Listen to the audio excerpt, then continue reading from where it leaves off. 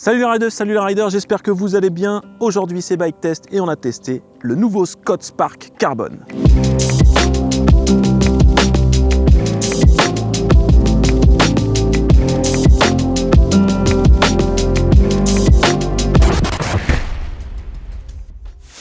Scott est une marque américaine qui a commencé par développer des équipements de sport d'hiver. Exactement.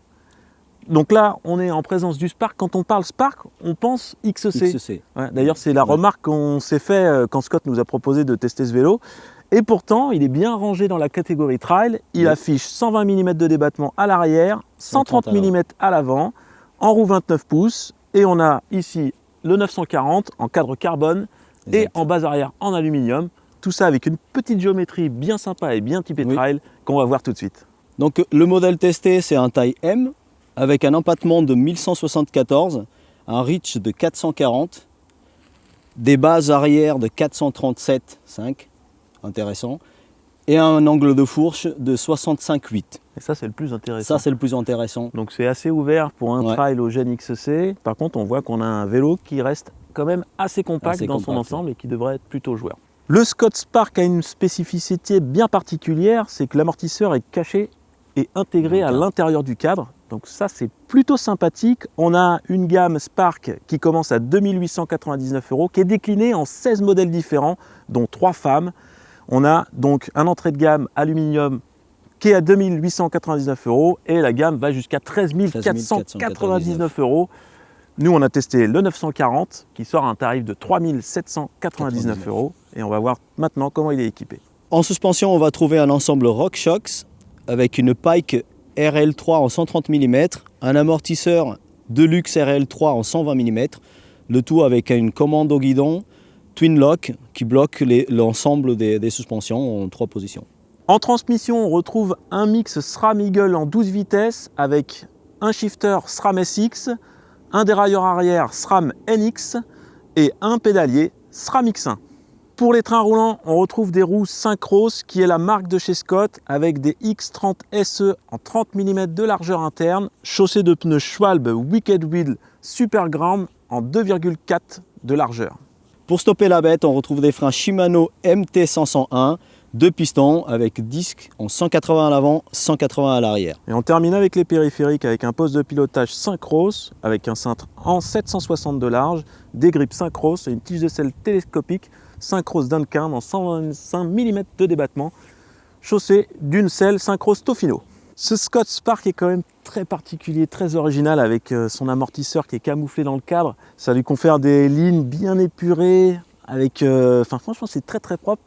Toi, ça t'a plu hein? Moi, ça m'a plu, oui. Sa petite ligne bien, avec un petit sloping qui va bien. Il n'y a rien qui dépasse au niveau des bases arrière. Tout est à sa place, en fait. Ouais. Juste le point qui nous a un peu tous choqués, c'est le poste de pilotage. Il fait un petit peu grossier le poste de pilotage. Je trouve que c'est dommage et ça casse un petit peu le reste du vélo. Et avec cette potence intégrée là. Oui, on a une partie arrière qui fait très haut de gamme.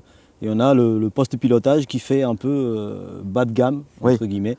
On le retrouve aussi au niveau de la finition avec une finition globale qui est très haut de gamme, comme tu disais. Et là, tout ce qui est plastique autour de la douille de direction, c'est moins valorisant. C'est pareil au niveau de la potence et du cintre avec un revêtement qui se marque très facilement. Voilà. Niveau coloris, on a beaucoup de choix puisqu'on a 16 gammes différentes. Là, on est sur une finition Steels où il y a un vernis qui est apposé sur la fibre de carbone avec une fibre de carbone qui est apparente. Qui est très sympa. C'est très sympa. Très joli. C'est très sobre et très sympa. Comment il se règle ce vélo? Parce que je sais qu'il y a une petite particularité. C'est très. Alors, voilà, on a le petit indicateur de sag déjà, qui est une chose qui est très bien, bien pensé. Et c'est pratique en plus. Et c'est pratique, voilà. Et puis.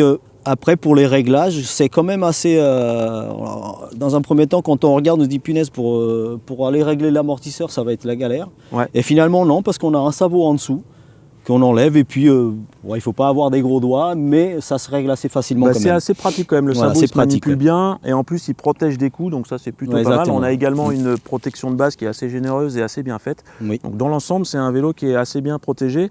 Le vernis peut se rayer un petit peu facilement quand même. Oui, quand on pose le porte-outils avec une chambre à air, et en hiver forcément avec la boue et le sable.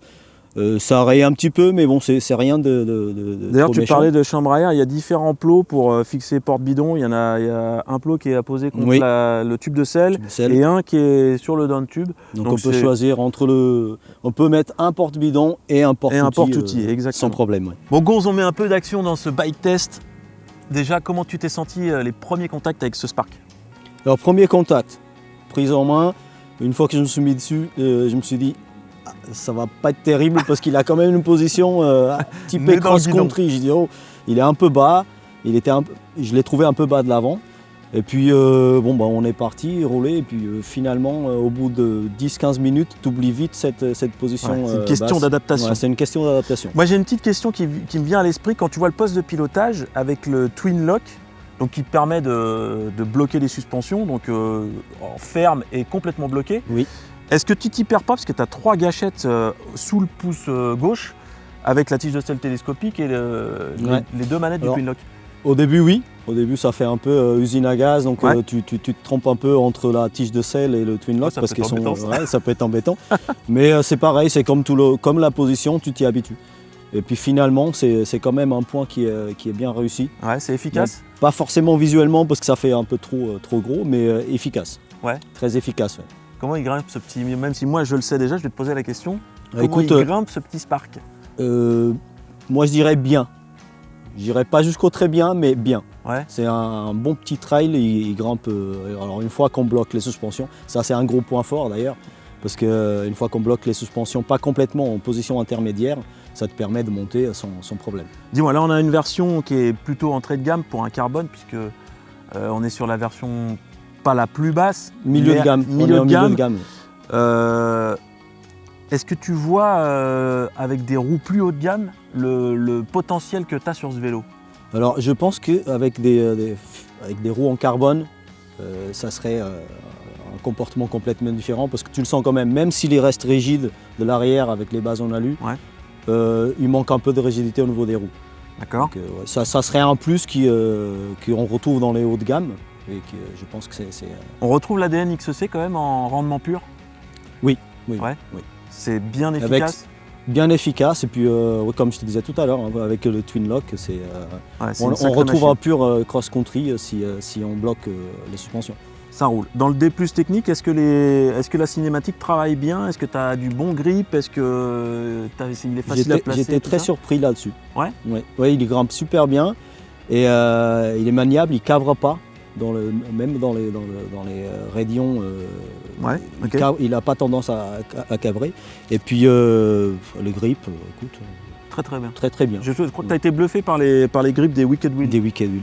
Ouais. Quand on regarde les petits pneus avec des petits crampons, aussi, ça va glisser un peu, surtout en hiver. Et puis finalement, ils accrochent super bien. Moi j'ai quand même une grosse interrogation. Est-ce que on n'est pas trop typé XC sur ce trail, et est-ce qu'il aura des aptitudes de descendeur? Quand on voit la fiche de géométrie, on se dit waouh, c'est intéressant, mais quand les premiers contacts avec la pêche qu'il a au pédalage, raconte-moi au niveau de la descente comment ça se déroule. Est-ce que déjà c'est confort? Voilà, j'avais la même appréhension parce que forcément un vélo qui grimpe aussi bien, je me suis dit il a son point faible, ça doit être quand tu gagnes d'un côté, généralement il faut faire un peu de compromis. Et donc ça reste un trail, donc il ne faut pas s'attendre à avoir un vélo un enduro. Donc quand ça descend, quand c'est défoncé, bien sûr, ça reste à 120-130, donc ça secoue un peu. Mais dans les petits singles techniques, bien fermés, où tu dois ressortir de virage un peu rapidement, il est top, quoi. Ah oui? Il est top, il est maniable, c'est un jouet, c'est un petit jouet. D'accord. Ouais. Je l'ai trouvé un gros sourire sur ton visage comme ça. Bon, on a fait, tu as vu les sorties qu'on a fait, et puis j'ai eu en fait, quand tu vas vite, plus tu vas vite, plus il est agréable à piloter parce que tu retrouves cette sensation de pouvoir le bouger dans tous les sens sans problème. Et c'est vrai, il est très agréable en descente aussi. Est-ce que tu perds sur ce vélo qui est quand même assez compact, est-ce que tu perds quand même en stabilité par rapport aux autres trails? Il est un petit peu plus fébrile, non? En grande vitesse, oui, tu sens qu'il se balade un petit peu quand même. D'accord, ok. Par contre, en franchissement, est-ce que les aptitudes de franchissement de ce petit 120-130 écoute, il reste raisonnable quand même. Hein. Ouais, tu es plutôt engagé dans à peu près tout ce que tu veux. Il faut dire que toi, tu es... écoute, on n'a pas été sur des grosses pistes d'enduro, mais le peu de sauts, de petits obstacles à passer, j'ai jamais eu de Tu m'avais dit soucis. qu'à la réception de saut, c'était un peu comme sur un petit coussin. Oui, c'est ça. Assez... Écoute, j'ai l'impression que j'ai jamais talonné avec. Ouais. Donc la fin Parce de course tellement est quand même pas mal gérée. la fin de course, elle est vraiment bien gérée. Il est souple, il est très très bien aussi dans les sauts. C'est un point fort. Les suspensions, ils font un bien bon travail. Oui. Niveau du grip, on a parlé des pneus en montée. Est-ce que tu retrouves un bon grip sur l'angle en descente? Est-ce que la prise de confiance est bonne? Écoute, la prise de confiance au début, forcément, quand tu vois des pneus comme ça, tu te dis ça va pas aller top. Et au fur et à mesure des terrains différents, je me suis dit que finalement, ils sont très, très polyvalents. Ok, Voilà. une bonne surprise. C'est une bonne surprise, oui. Les freins un petit peu moins. Je crois que l'ergonomie du levier est bonne puisqu'elle reprend à peu près l'ergonomie du levier XT. Par contre, les freins double piston avec des galettes de 180, c'est un petit peu léger. Bon, ça convient avec le programme. Mais... Exactement. Pour le programme, on peut pas non plus, on va pas mettre des disques de 200 mm, ça ne sert strictement à rien. Oui, ça c'est sûr. C'est vrai que ça mériterait un peu plus de mordant. De mordant, mais écoute, dans la globalité, je pense qu'ils sont pas trop mauvais. Moi j'ai une petite question, une dernière. Est-ce que tu as pris du plaisir au guidon de ce Spark? Oui, beaucoup de plaisir, tu vois. Beaucoup de plaisir. Oui, beaucoup de plaisir. Alors que j'ai roulé pendant un an en trail, donc. Ouais. Et là, en retrouvant celui-là, je me suis dit, il est quand même pas mal de tout celui-là. Le petit Scott, il est. Il est accessible à tout le monde? Écoute, moi je dirais oui. Je dirais oui parce que ça reste un trail, donc pédalage, n'importe qui peut pédaler. Techniquement, comme je te disais, à grande vitesse, il se balade un peu, donc il faut avoir les.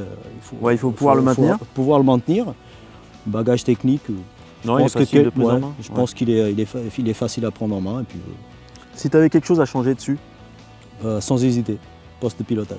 Ouais, okay.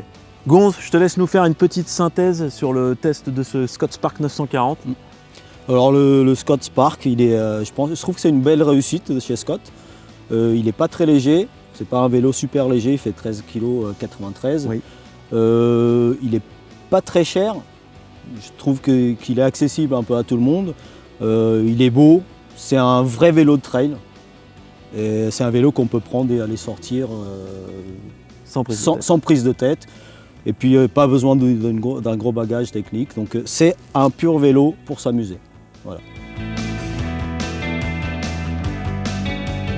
Sur ce, nous on se dit à la semaine prochaine. Vous pouvez aller checker l'article qu'a écrit notre cher ami Gonz, on vous met le lien juste en haut. Ride bien, ride safe. Ciao. Pour stopper la bête, on retrouve des freins Shimano MT501 avec des double pistons, freins double piston avec frein en deux pistons. Putain, c'est reparti. Ok.